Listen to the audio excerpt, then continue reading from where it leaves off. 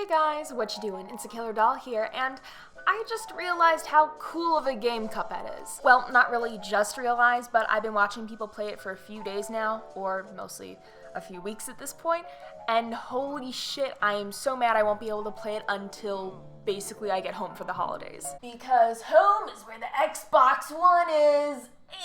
I've been watching a ton of people play it, and holy shit, the art design had me hooked at first. It reminds me a little bit of like Looney Tunes, but it looks a lot more like Popeye or Betty Boop and all that shit. But honestly, it's just so fucking pretty. I love it. Also, fun fact, because I'm absolutely in love with the art and the design and animation and all that, I just found this out. All of the game was hand-drawn. Yeah, somebody hand-drew all that shit. It's honestly a super pretty game, but mind you. Die, you fucking cunt! Die! No, you fucking worm! It's also incredibly difficult. But in my opinion, that adds to the game. Like, it was designed to be difficult, and honestly, I like a good challenge. Plus, I think we can all look back on a certain part of a game that we sucked at, and when we finally beat it, we were ecstatic as fuck over it. But, I guess not everyone can, and some game journalists have decided that Cuphead is just too hard and it needs a skip button, and that the game is ableist and racist. So without further ado, let's get into that shit. What the fuck happened there? No transparent fucking clouds again? What? I'm watching. Cuphead is a very challenging game in ways one can argue are both good and bad. But let's put that aside for a moment and ask another serious question that's at the heart of the rather nasty conversation that has sprouted up again due to the game's difficulty. Are you owed the act of finishing a game because you bought it? I hate to break it to you this early, but no. You aren't owed shit just because you gave an employee at GameStop or gave Steam $20. Looking at some of my own personal experiences I've had, there's one game that I recently beat that I never thought I would, and there's one game I still haven't beat to this day since I've had it since I was little. When I was little, I got stuck on the Rico Ansem boss fight when you're in Hollow Bastion in Kingdom Hearts. I tried to beat it for several years and I basically just gave up on it. I recently bought the remix of the game because, nostalgia, and because I really wanted to beat the game. I leveled up like crazy in the game, and this time around it only took me 2 tries to get through the fight. I legitimately cried and went upstairs to brag about it to my mom. Yes, I'm that much of a fucking dork. But I was super proud of it. I finally beat a game that I've been trying to beat for years, and holy shit, it felt fucking euphoric, and I hate saying that word, but I felt it. The other game I never finished was Destroy All Humans 2. As a kid, I got stuck on the Tunguska level, and it was just one mission I couldn't beat, so I was basically stuck there, because it was a main story mission. I have the game for my PlayStation 4 now, and I'm hoping to beat it soon, but still, I don't feel like I'm owed the act of finishing the game just because I cashed out some money at the time, Blockbuster several years ago. Plus, I just gave the PlayStation Store $15 for the game again, and I still don't feel like the game owes me the fucking ending. If I work to get the ending, then I deserve it. I earned it. And just because I handed my money over for that game doesn't mean I'm owed to know how it ends by playing it myself. Keywords there, playing it myself. We'll get more into that later. But a game that asks you to get good enough at whatever challenges it offers you before you can see the whole thing. You will be tested, and only those who have earned the higher levels through completing those tests will ever see them. Which is why so many hardcore gamers are aghast at the idea of games like Cuphead offering an easy mode or an option to skip the boss fights. The art is beautiful enough that seeing the next level is its own reward for mastering the game's punishing bosses, or at least that's the idea. If you're not good enough to finish that level, you are not deserving to see the next one. There should be no shortcuts. Yeah, there really shouldn't be any shortcuts with the game. It was meant to be challenging, and just like any other game, you typically need to get good at one thing in order to be able to deal with the next. Going back to my experience with Kingdom Hearts, the first time I ever played it, I got stuck on the Sora Shadow fight. The only reason I beat it was because I constantly revived Goofy or Donald and had them go after him while I waited and just kind of hoped for the best in a corner. Needless to say, this put me at an extreme disadvantage for my fight against Maleficent, Riku, and Ansem in Hollow Bastion. I wasn't ready because I relied on NPCs to do my dirty work, well, I basically just got by with all that. And because I relied on NPCs when they were no longer able to do my bidding, I was fucked. It's not that you're not deserving to go to the next level, it's typically that you're ill prepared for it. If you can't beat this boss, what makes you think you're ready and prepared to go against the next one? Plus, I personally think there should be no shortcuts with bosses because, holy hell, you feel accomplished as fuck after beating a nasty-ass boss. Again, I cried when I beat Riku and Ansem in Hollow Bastion. I felt so accomplished after working towards beating the one boss that held me back for years. Also, there are a ton of games out there that have beautiful art in it and also offer an easy, medium, and hard mode as well, and they even let you skip bosses or missions if you're not doing so well on it. For example, The Simpsons Hit and Run offers a skip mission option after you fail a mission multiple times. That might be more your speed than something that was meant to be challenging like Cuphead. And that's the problem here, isn't it?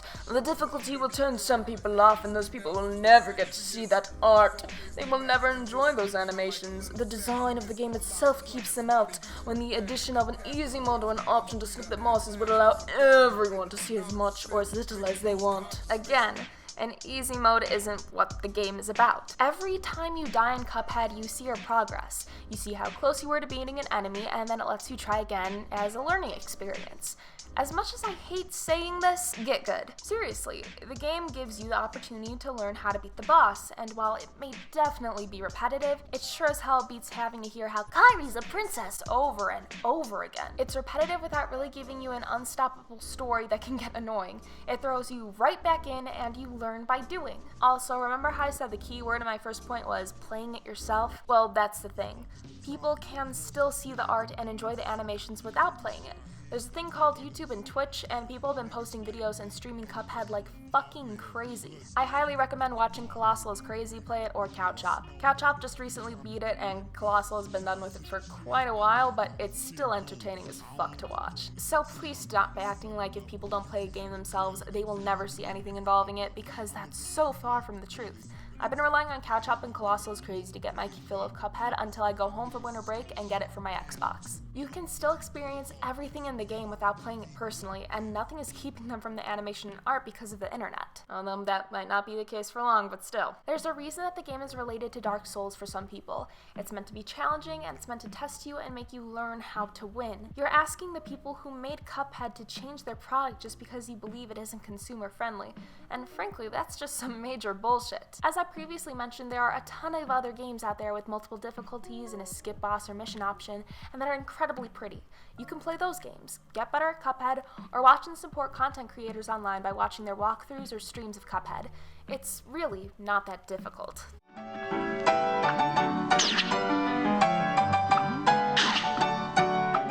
We do this a lot in video games. I think I've done it a lot in video games. Sometimes I'm hyper-competitive, mostly as a response to the anticipated rejection of my peers. In my rush to get ahead of the criticism, I've been obnoxious. But looking back on my life, it's in a pattern. There are many times when I've overcompensated for my mental or physical health because I didn't want to feel different or less than.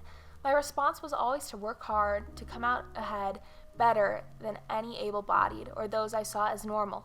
In many ways, I've subscribed to the get good worldwide view because being in denial about my own limitations has been the only way to fit in and get by. I have severe joint stiffness and inflammation as a result of my illness, and my hands often cramp around a controller after an hour or so of play. I can't be the only one who has that experience, yet it's often considered niche and thus invalid. I'm gonna say this as nicely as I can because we're talking about someone suffering from an illness. Just take a break. Really, if you have something that keeps you from playing a game, just do it. Take a break. Breaks are fine. Breaks are definitely valid. Nobody will give you shit for taking a break.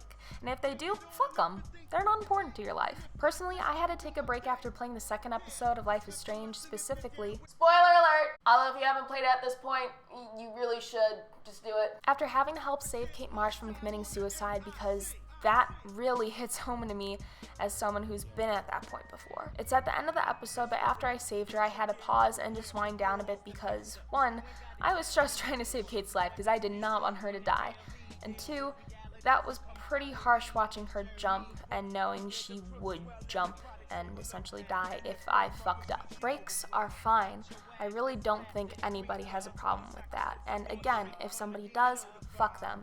They're not good people. They're not people you should be listening to. It's not ableist to like Cuphead or be good at Cuphead, but it's ableist to insist that we shouldn't lower the access barrier for those who have limitations. As for how to better support people with disabilities, there are many things developers can do, some of which are already widely in use. Skippable levels, varying difficulty levels, remappable control schemes, support for disability-friendly controllers and accessories are all good. These suggestions are opt-in and don't take away anything from the game. And for the titles like Cuphead, whose identity doesn't rely on its challenging action alone, it would give players a chance to enjoy the many other wonderful things like music and art style that make the game what it is. Now, I actually agree with a few of these points, however, it's because they're actually already in practice within the game. There are 2 difficulty levels within Cuphead, simple and regular, and you can change the controls to your liking, aka you don't have to stick with the already allegedly hellish controls. Those are 2 things that the author mentioned that are already in effect with Cuphead. Now, I can't speak on behalf of whether or not it supports disability-friendly controls and accessories. However, I can say that skippable levels should still not be a thing. While the author of this article is right that Cuphead is known for more than just being difficult, if you think you're going to have a problem with this game, there are other options than buying the game. I really hate to be repetitive, but if you have issues with playing Cuphead yourself, you can easily watch someone else play it on YouTube or Twitch to get the full experience. The difficulty is only a small thing that has easy resolutions to it. If you can't get better at the game for whatever reason, you can simply not play it. It wasn't made to be an easy game, and that's not going to change. You have other ways of seeing the game completely fleshed out other than just playing it yourself. So please stop acting like you not being able to play it excludes you from the game, because it really doesn't.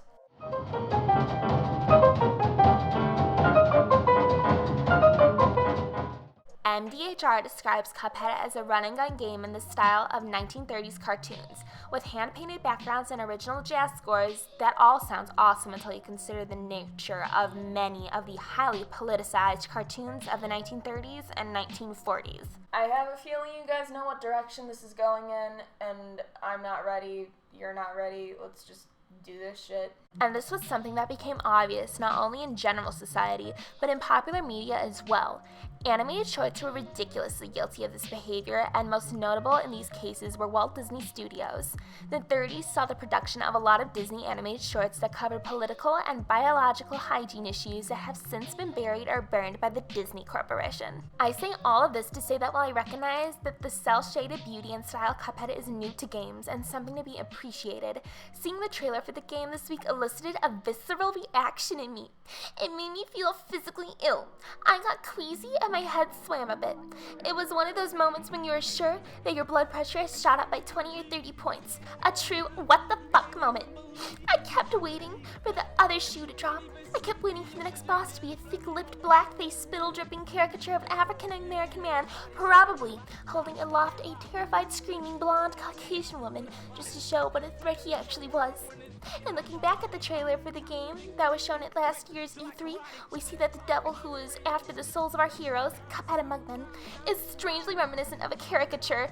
And me that this year's trailer's devil was grayscale, so that the color is very unclear with those pronounced lips. I'm sorry, but this sounds more like a, personal problem to me. Yes, as a history minor, I do realize that the 30s had horribly racist depictions of everyone from African Americans to Chinese people.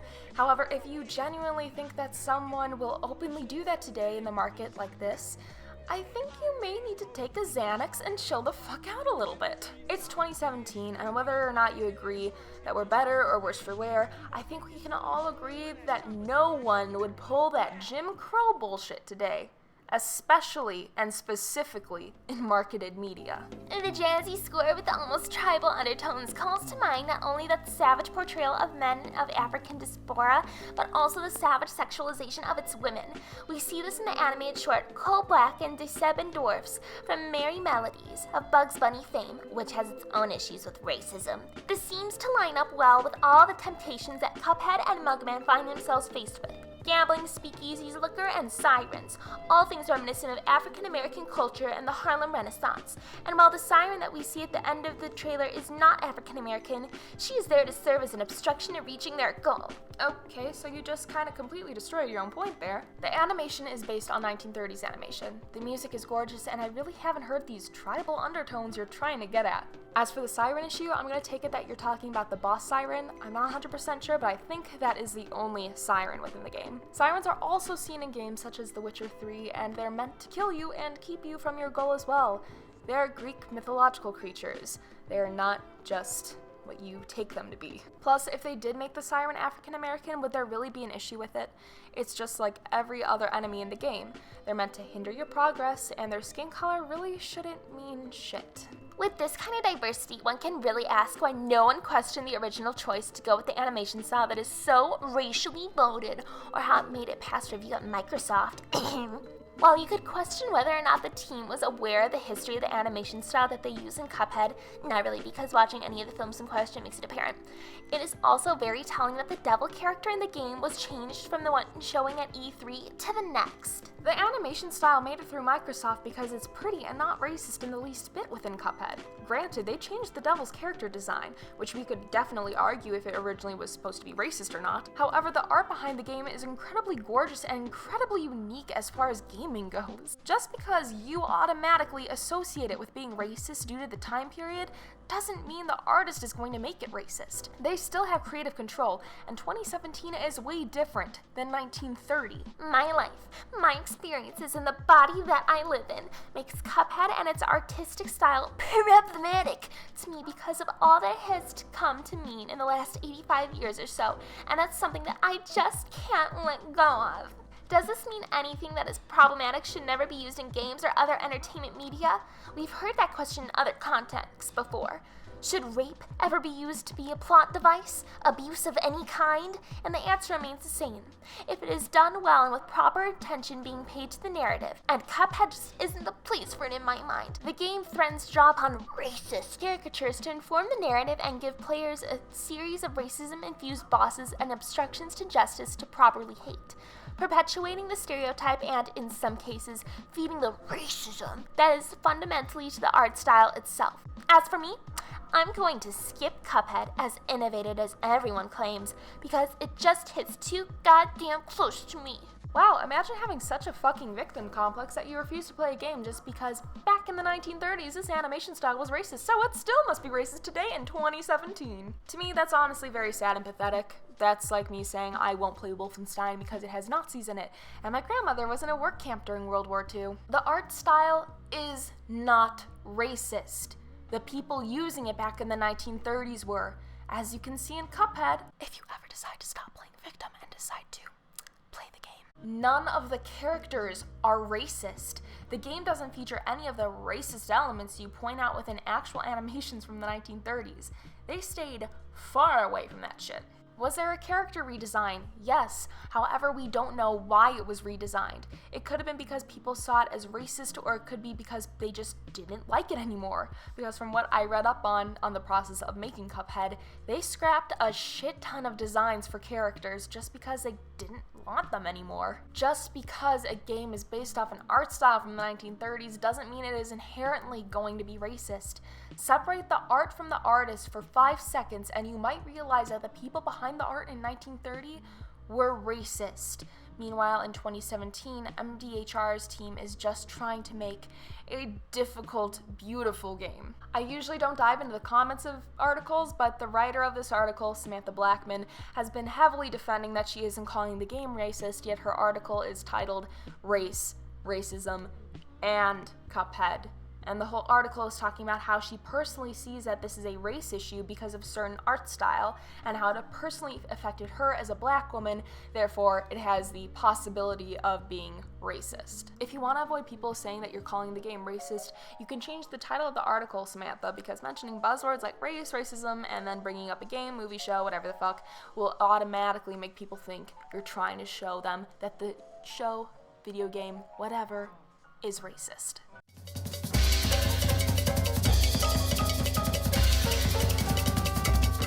Cuphead doesn't need a skip button. There are other ways to enjoy the game if you get stuck on a level, or you can just learn from your mistakes and get better at the game, which is the intention of the game. Cuphead isn't ableist. It offers 2 difficulties and you can remap the controls to your liking. And again, if you genuinely can't enjoy playing the game, but still want to see the art style and all the animation, YouTube and Twitch are your friend and you'll be supporting some dank-ass content creators. Cuphead isn't racist. We're in 2017, and if you really think someone's going to use some Jim Crow-looking guys within a game today, you really need to take a Xanax and get off your victim complex shit. Separate the art from the artists and realize that not everything is racist. You don't see me getting offended with all the Nazi imagery within Wolfenstein, do you? Overall, game journalists, please take into consideration that maybe you shouldn't play games if you're going to get this offended and outraged over a game being difficult, and having an art style that was used to draw racist shit way back when. You can go play Monopoly or Twister, except you'll probably think that you're going bankrupt because the game is racist, or that someone having to move their leg over yours in Twister is sexual assault. Yeah, maybe don't play those games. Bad idea. Don't scrap that. But anyways, thank you guys so much for watching. I am so sorry about the delayed uploads as of late. I've been talking about it on Twitter, but I've been having massive issues with my school's internet, and basically being here over break has made it so I can't really contact anyone about it. Just a heads up, if you want to stay updated on why I might not be uploading, again, like I mentioned, my Twitter is definitely the place to go because I will always tell you guys about stuff and keep you guys updated on there. Also, I'm starting up my channel's Instagram again because I feel a little bit more comfortable using it now, and I really miss spamming you guys with shit on Instagram, so please go check that out. I'll also put up some behind the scenes to making videos and all that bullshit on there, so you will be quite entertained. But anyways, thank you guys so much for watching, and hey, if you're not a game journalist, you might as well hit the thumbs up button down below and subscribe to my channel because I make a shit ton of videos like this. And I love doing videos like this, so if you like it and I like it, it's gonna be a good time. I promise. But yeah, thanks again for watching, and until the next video, I'll see you guys later. Bye!